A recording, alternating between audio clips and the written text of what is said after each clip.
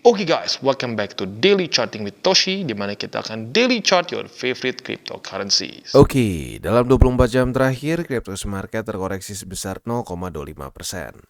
Dengan total market cap mencapai di 1,64 triliun US dollars, dengan penurunan Bitcoin dominan sebesar 0,21% dan juga penurunan volume sebesar 9,55%. Untuk Bitcoin terjadi koreksi sebesar kurang lebih 1% dalam 24 jam terakhir, yang menyebabkan dia kembali daily close di bawah dari 44.000. Sekarang tepatnya di angka 749 ya. Sementara untuk Ethereum terjadi koreksi yang lebih kecil sebesar 0,37% di angka 2.347.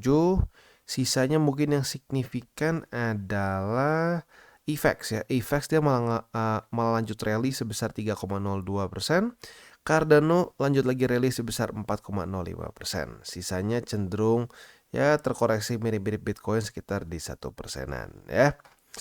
Nah, selanjutnya seperti biasa gue ingatkan bahwa sekarang TCI sudah aktif di X atau di Twitter. Buat yang belum follow, silahkan bisa follow di @toshicryptoindo, di mana kita akan membahas segala sesuatu yang berhubungan dengan kripto tentunya ya. Bentuknya bisa analisa, news, maupun juga memes ya. Oke, selanjutnya economic calendar kita geser ke GMT plus 7. Untuk hari ini hari Minggu ya, sesuai dengan pembahasan kemarin nggak ada news sama sekali. Tapi kita intip besok hari Senin ya. Hari Senin tanggal 11 Desember kita bisa cek di sini masih sama ya, belum ada yang terlalu penting. Jadi besok juga kita bisa lebih fokus ke technical analysis. Oke. Selanjutnya kita akan geser ke news, dan news ini datang dari US, di mana Fidelity dan SEC baru saja meeting ya, baru saja ketemuan untuk mendiskus spot Bitcoin ETF application ya.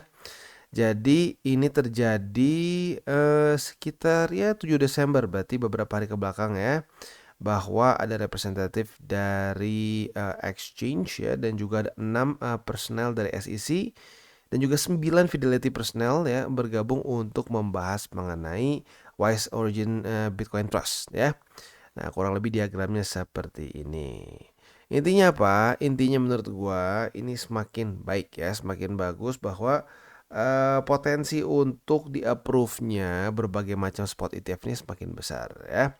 Nah, tetapi kalau gue pribadi masih setuju sama ini ya, setuju sama analis dari Bloomberg yang bernama Eric ini Balkunas mungkin ya, dan juga James Seifert ya, di mana mereka confident ini semua akan di-approve secara bersamaan. Menurut gue juga kemungkinan besar seperti itu ya, karena supaya tidak ada first mover advantage, biar semuanya samaan gitu ya.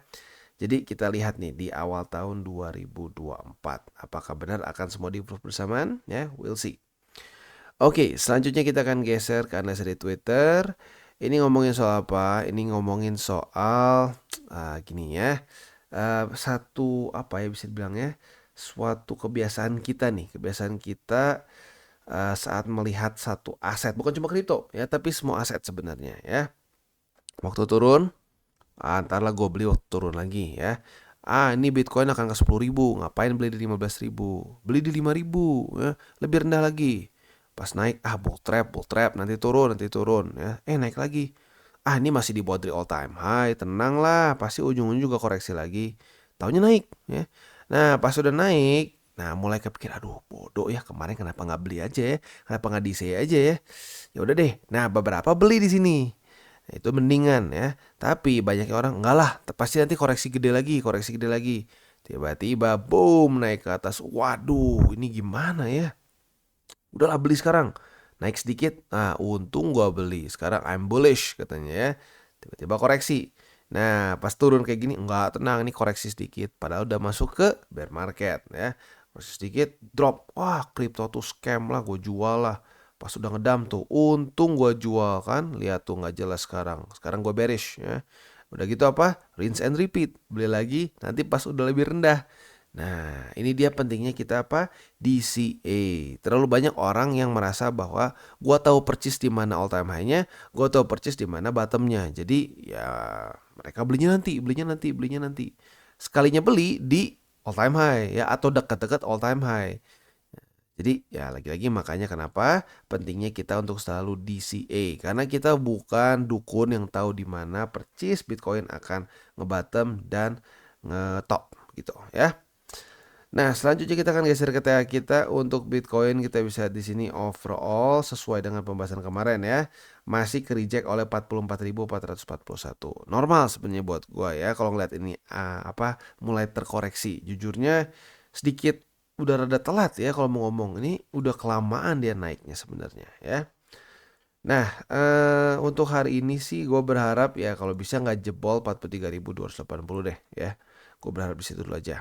Tapi jujurnya kalau gue pribadi ya, eh jebol sih jujurnya nggak apa-apa sih menurut gue di sini ya, karena ya lagi-lagi Bitcoin butuh koreksi yang signifikan ya, karena kemarin rally-nya terlalu apa ya, kayak sedikit kebablasan gitu loh kesannya ya. Bukannya nggak bisa rally lagi loh ya, bukan. Tapi kalau secara TA-nya kemarin itu terlalu naik cepat gitu ya. Dan seperti biasa kalau naik terlalu cepat yang terjadi apa? Biasanya koreksinya juga lumayan serem gitu. Jadi kalau gue pribadi mungkin lebih ke berharapnya nggak tembus 41.500 deh. 43.200 sih tembus menurut gue normal-normal aja ya. Oke, nah selanjutnya kita akan geser ke weekly. Untuk weekly sebentar lagi akan weekly close ya. Besok Senin nih ya. Nah, PR-nya untuk di weekly adalah jujurnya menurut gua PR-nya sekarang adalah koreksi yang lumayan lah. Koreksi yang lumayan tapi jangan sampai ngerusak semua struktur gitu ya. Jadi ya mungkin koreksi sedikit ke sini. Nah, udah gitu dijemput oleh bull support band. Kalau bisa sih gue berharap dia tetap masih di atas dari 40.000 ya kalau sampai koreksi dalam pun ya. Sehingga kalau dia koreksi ke sini, bull support band menjemput dan rally lagi ke atas. Itu harapan gue untuk Bitcoin di secara makronya gitu ya. Nah, untuk di XY atau indeks dolar kita bisa lihat di sini. Kemarin sayangnya EMA 200 tetap masih belum berhasil ditaklukkan. Semoga by the time hari Senin ya, hari Senin sudah mulai open lagi marketnya. Gue berharap dia mungkin kerja yang kedua kali di sini dan membuat lower low sehingga daily close dibuat dari MA 200. Ya, itu untuk makronya. Selanjutnya kita akan geser ke buy limit. Tetapi sebelum kita masuk ke buy limit, seperti biasa gue akan disclaimer bahwa semua konten dari TCI bukan financial advice. Ini semua bentuknya adalah edukasi. Lalu bagaimana cara untuk mendukung TCI? Ada banyak caranya. Lu bisa like our video, bisa share our video, atau juga bisa menggunakan link referral kita di bawah. Dan selanjutnya kita akan dengar dulu pesan-pesan dari sponsor kita pada hari ini. Oke, today's video is brought to you by BingX. Dimana sekarang, atau lebih tepatnya di bulan ini, BingX sedang ada Christmas Carnival. Yang hadiahnya itu bisa mencapai 1 juta US dollars. Artinya sekitar 15 miliar rupiah ya. Gimana cara ikutannya? Simple. Di sini berlangsung dari tanggal 1 Desember sampai tanggal 31. Jadi memang sesuai dengan temanya Natal, Christmas ya. Nah, kalau kita di sini ada beberapa bagian. Yang pertama adalah di sini ya, di mana kita akan bisa membuka si hadiah kita nih di sini ya. Kita buka, tentunya kita bisa registrasi juga. Jadi ini untuk orang yang belum registrasi di BingX. Kalian buka di sini akan bentuknya jadi ya kayak registrasi. Nah, selanjutnya juga di sini akan ada event untuk trading secara individual dan juga secara tim. Untuk detailnya kalian bisa baca di sini ya. Sekali lagi ini eventnya bisa mencapai 1 juta US dollar secara hadiah. Buat lo yang tertarik silahkan bisa ya tentunya kalau kalian belum punya akun, gue sangat sarankan langsung menggunakan yang di sini ya, yang unwrap box supaya bisa mendapatkan ekstra hadiah lagi ya. Jadi kurang lebih seperti itu untuk event BingX di bulan ini. Dan seperti biasa kita mulai dulu dengan Bitcoin ya.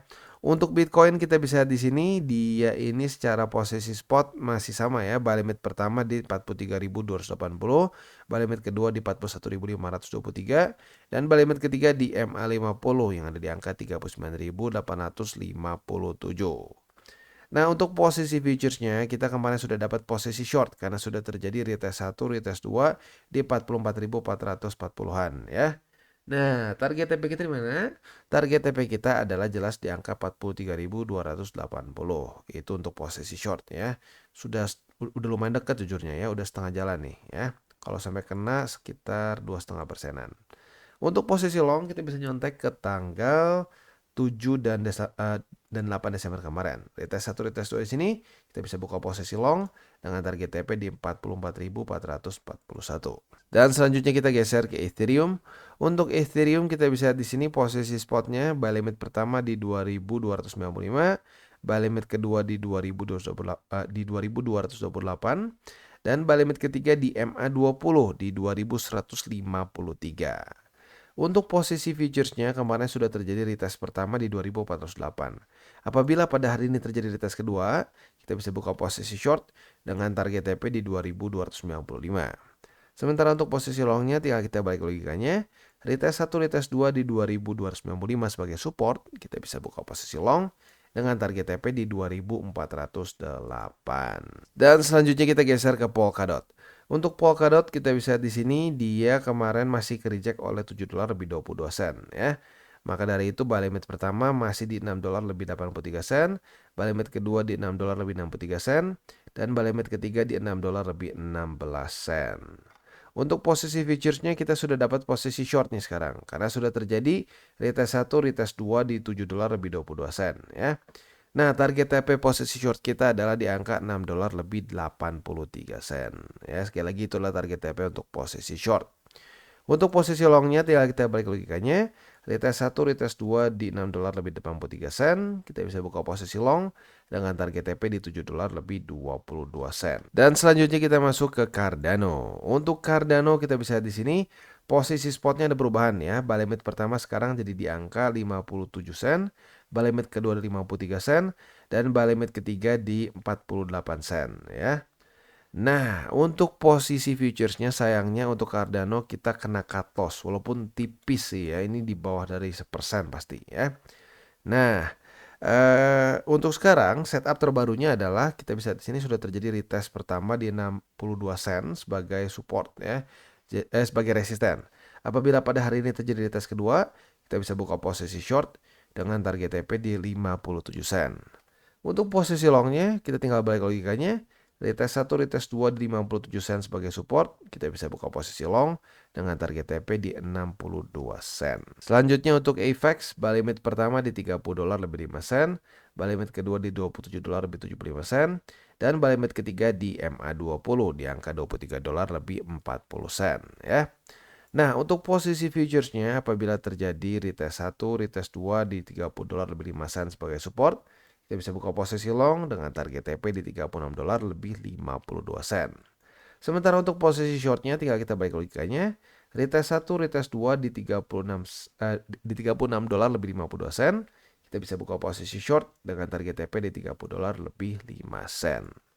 Oke, jadi kurang lebih seperti itu untuk RCBT kita pada hari ini. Seperti biasa gue ingatkan, jangan pakai uang panas, jangan over leverage, dan berpikirlah jangka panjang untuk kripto. Oke guys, jadi itu adalah akhir dari segmen DCWT kita pada hari ini.